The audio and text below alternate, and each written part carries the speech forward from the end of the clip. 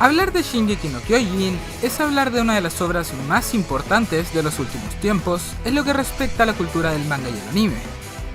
Y es que poco a poco se ha vuelto una de esas obras insignias que son tomadas más seriamente en este mundillo, de las que te enganchan rápido, se vuelven adictivas y atrapantes por igual, y son una excelente puerta al mundo del anime, ya que combinan una buena animación con una trama decentemente escrita, presentando algunos temas más profundos de lo habitual. El problema es que se ha vuelto demasiado popular para su propio bien. Decir algo sobre Shingeki es complicado en más de un sentido, no solo por la historia en sí o por el interesante camino que ha tenido su manga y su autor, sino también por la explosiva popularidad de su anime junto con su trayectoria actual en la industria. Y claro está, las reacciones entre sus haters y sus fans. Hay demasiado dicho sobre esta historia, que es una obra maestra, que está sobrevalorada, que el final es una puta mierda, que tú no entendiste el final, así que hay que resolver esto con un duelo a muerte con cuchillos. Ya saben, cosas de otakus.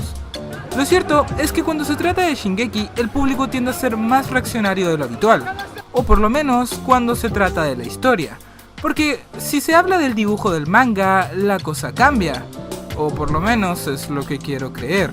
Lo cierto es que originalmente desde sus inicios, este es un manga que ha destacado más por su historia que por su arte, y esta era una opinión casi unánime por parte de la comunidad latinoamericana.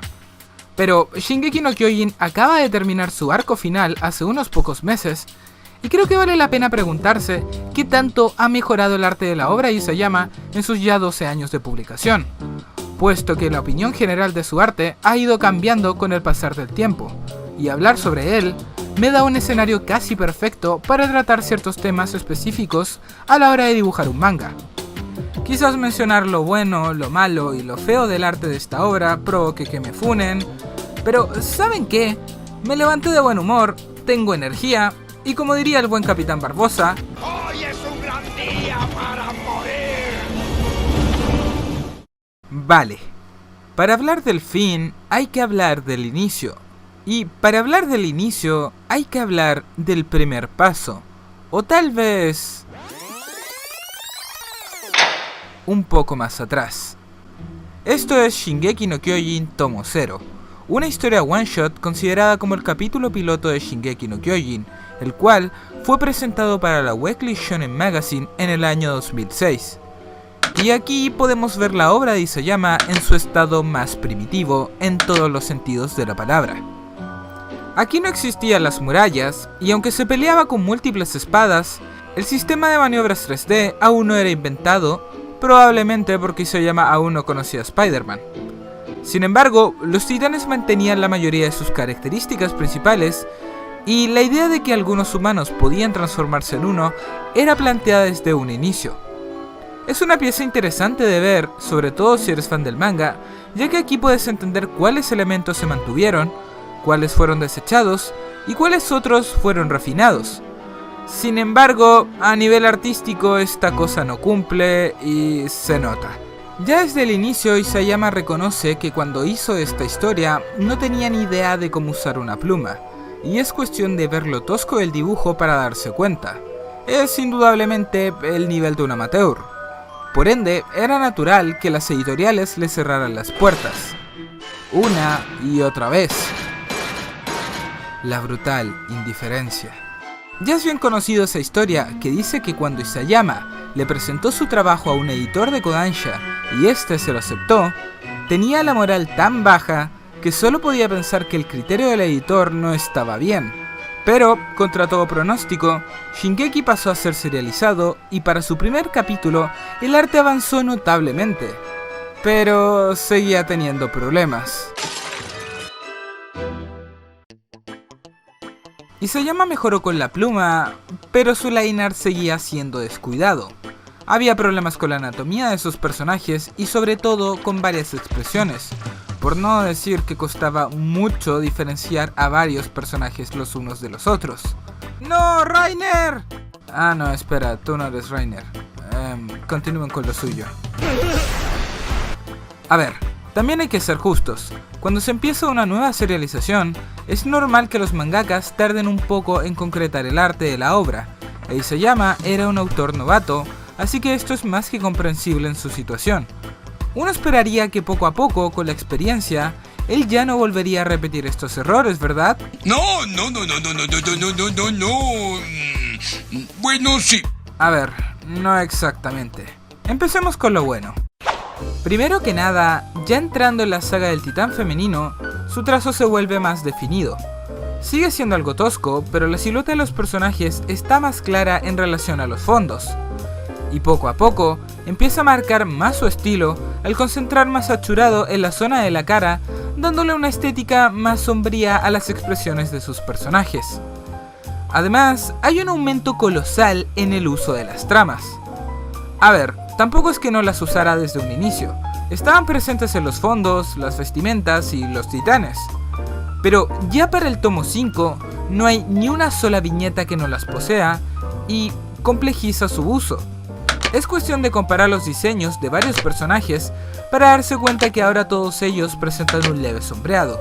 E incluso, ya para finales del manga, el arte de Shingeki perfeccionaría mucho su uso.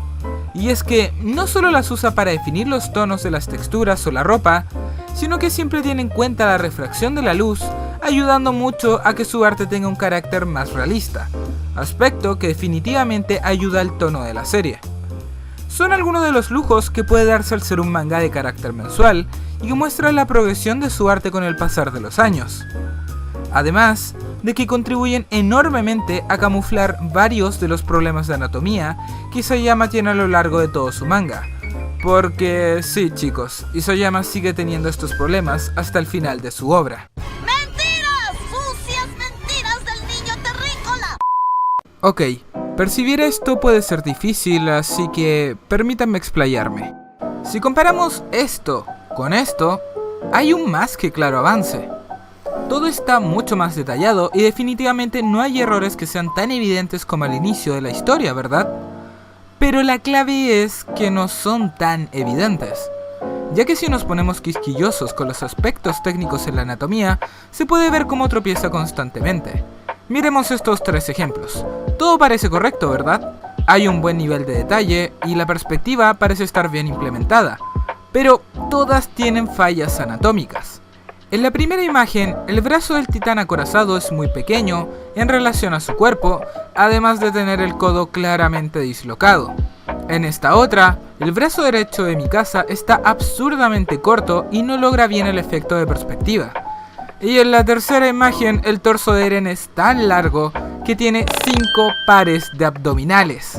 No sabía que un timeskip podía provocar eso. Ejemplos así hay en varias viñetas del manga, y en ocasiones sus personajes pecan de ser cabezones para sus cuerpos. Son errores que son difíciles de notar gracias a los detalles que posee el manga, pero las personas que saben un poco de anatomía podrán percibirlos si prestan atención. Y, a ver, no digo esto porque yo sea un gurú en anatomía, es solo que sencillamente identificar esto es mucho más fácil que practicarlo, y claro está, que dominarlo. Me explico. La anatomía es una rama del dibujo que es muy difícil de aprender, ya que cuando quieres aumentar el nivel, no solo se trata de agregar músculos sin pensar. Es por esto que muchos autores, incluyéndome, optan por un estilo más sencillo, o incluso solo aprenden a dibujar un tipo de cuerpo para la mayoría de sus personajes. Lo básico es dominar las proporciones de las extremidades en relación al cuerpo y la cabeza, y después ir aprendiendo cómo detallar los músculos al entender cómo estos se conectan entre sí y la dimensión que poseen dependiendo del tipo de cuerpo del personaje a dibujar. Pero a diferencia de mangakas que llegan con una base más o menos sólida al momento de hacer su debut en la industria, Isayama tuvo que aprender en pleno camino de su serialización y saltarse varios pasos, ocasionando lagunas en su arte que a veces salen a flote como en el caso de estas viñetas. El resultado es un arte que sabe detallar la anatomía, pero no es consistente con las proporciones al 100%. Esto último puede sonar confuso, así que hay que profundizar un poco más. Esto es un canon de la figura humana. En otras palabras, es un modelo que sugiere las proporciones correctas que debe poseer un cuerpo anatómicamente correcto y saludable. Hay varios rondando por allí, como el de Miguel Ángel o el de Da Vinci, que cambian el tamaño dependiendo de cuántas veces cabe la cabeza en la altura del cuerpo. El que les muestro en pantalla pertenece a Andrew Loomis, y es uno de los mejores a nivel técnico para aprender a dibujar. De hecho, varias escuelas de arte lo utilizan como ejemplo, y es que este señor dedicó casi toda su vida a publicar libros sobre el tema. Son una base muy sólida para empezar a estudiar.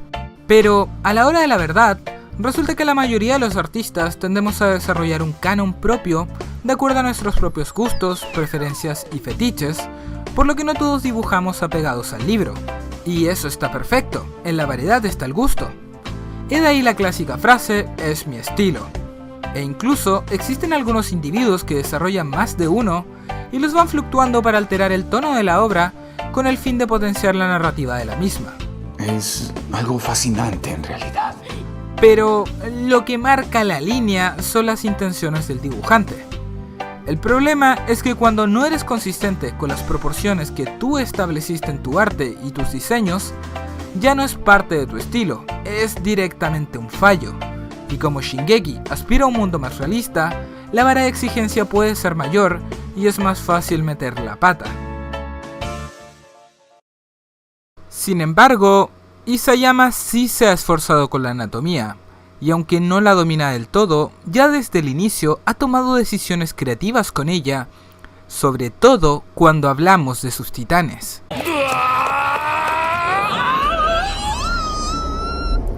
Y es que los titanes dan puto miedo. Son incómodos de ver y dan una fuerte sensación de repulsión. Y eso está genial porque es exactamente lo que busca el autor. Isayama dijo en una entrevista que quería que los titanes produjeran desagrado, y para hacerlo le presta mucha atención a sus expresiones.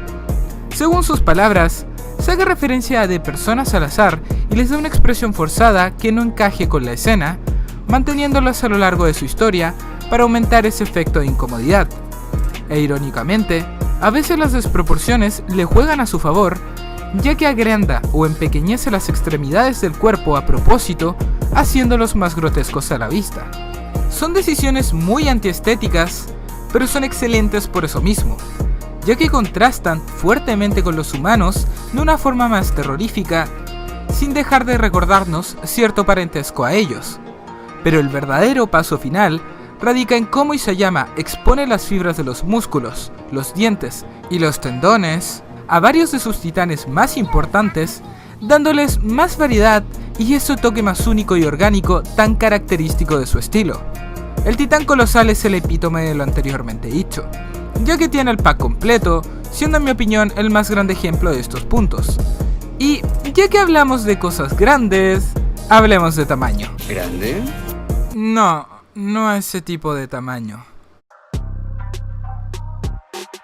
Esta obra habla de gente peleando contra titanes, así que el tamaño juega un papel importantísimo en la misma, porque después de todo hablamos de cosas grandes, muy grandes. Así que toca preguntarse, ¿cómo se representa el tamaño en un manga o en un cómic? Ya que si comparamos estas dos ilustraciones, una es más grande en términos reales, pero no lo es en el contexto de sus propias historias. Bueno, hay dos formas muy efectivas para hacer esto. La primera es la más obvia, y consiste en dimensionar la estatura de algo en relación con otros elementos de menor tamaño. Logramos entender que esta cosa es gigante, ya que está rodeada por edificios y seres humanos que por contraste lo hacen ver más grande. Esto hace que los fondos sean de vital importancia a la hora de dibujar a los titanes, ya que sin elementos para comparar sus proporciones no podemos apreciar qué tan grandes son realmente. Sin embargo, esto no siempre se puede aplicar, ya que en ocasiones el encuadre de las viñetas puede llegar a ser muy pequeño y demasiados elementos podrían saturarla. Es aquí en donde también entra en juego saber manejar la perspectiva. Sí chicos, la perspectiva es importante por muy difícil que sea dominarla, ya que su correcto uso permite percibir ciertos objetos como más grandes, pese a que manejen un menor espacio en la viñeta. Y aunque de nuevo Isayama no me parece el mejor usuario de la perspectiva a un nivel técnico, sí que sabe crear imágenes épicas con ella, gracias a su buen sentido de la acción. Pero para hablar de eso, tenemos que entrar en el rango de la composición. Y aquí toca preguntarse, ¿qué tal lo hace Isayama en este aspecto? Pues muy bien y un poco mal. Ay carajo, me van a funar, ¿verdad? He dropeado esta obra un total de 5 veces. 3 de ellas fueron porque alcanzé el manga y quería darle más espacio a la historia. Pero las otras 2 fueron en momentos muy puntuales. El arco de la monarquía y el inicio del arco de Marley. 2 partes en donde abunda el diálogo y la acción brilla en los momentos finales, al contrario de su versión animada. Y, a ver, no es que tenga un problema con eso. Esta historia tiene un fuerte componente de misterio y política, y personalmente creo que estos factores a grandes rasgos están bien tratados y justificados. Isayama toma un par de decisiones inteligentes cuando se trata de los flashbacks y recuerdos, ya que para distinguir este tipo de escenas, tiende a colocarlas en viñetas torcidas para marcar la diferencia de manera más intuitiva. Es un muy buen toque. Pero también a veces no presenta bien los momentos de exposición, ya que condensa muchas viñetas en ellos y no sabe variar las expresiones de sus personajes para que las charlas sean interesantes o tengan mayor subtexto, por lo que las conversaciones en gran parte se sienten increíblemente monótonas. Y sigue sin ayudar que los personajes se sigan pareciendo tanto entre sí. Espera, ¿eres Armin o Yelena? Todo esto es un gran contraste si lo comparamos con la acción, porque aquí las viñetas son más grandes, más vistosas, e Isayama se suelta la melena y sí que ha aprendido cómo sorprender con su dibujo. Es curioso, pero pese a las fallas iniciales del dibujo de Shingeki, este siempre ha sido una obra muy competente a la hora de representar dinámica. Isayama entiende bien en qué tipo de ángulos debe dibujar a sus personajes para que los movimientos del sistema de maniobras tridimensional se entiendan. Es cuestión de ver cómo usa los cables del aparato y los giros del cuerpo para representar la trayectoria y su desplazamiento. Además de que sabe crear imágenes de fuerte impacto gracias a la exageración de las poses de sus titanes y por sobre todo un buen trabajo de composición a nivel de ilustración. Me explico. En mi video hablando sobre composición, mencioné cómo esta palabra obtiene distintos matices dependiendo del arte, ya que no es lo mismo una buena composición para una ilustración que para un manga o un cómic. Y es que, como estas últimas son un conjunto de imágenes en donde el texto usualmente marca el principal foco de interés, la prioridad recae en entenderlas como conjunto más que de forma individual. La unión hace la fuerza. Pero hay ocasiones en que una viñeta es la protagonista de la página, ya sea porque es la única o porque claramente presenta un mayor tamaño. Y es aquí donde Isayama brilla, ya que sabe armonizar muy bien el peso visual de cada elemento para dirigir la mirada del espectador hacia donde él quiere. Un vistazo rápido y entiendes la dirección del peligro, lo que hacen los personajes y la magnitud del problema. Eso, mezclado con el detallismo de las tramas y el contexto de la historia de Shingeki, da como resultado momentos que te quedan grabados a fuego en tu memoria y sacan lo mejor de esta historia trágica, pero épica.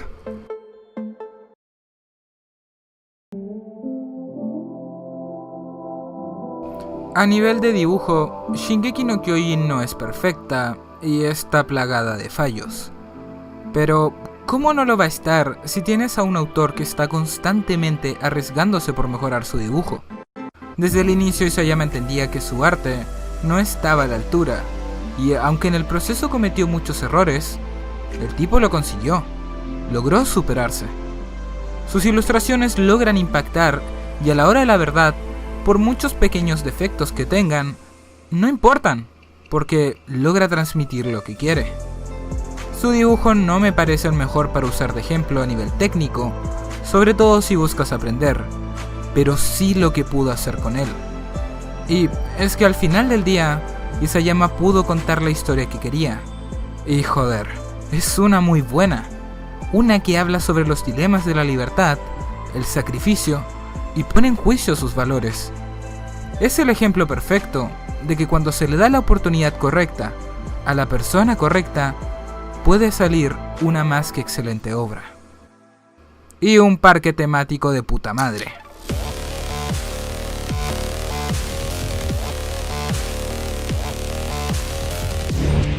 Espera, ¿cómo que lo cerraron?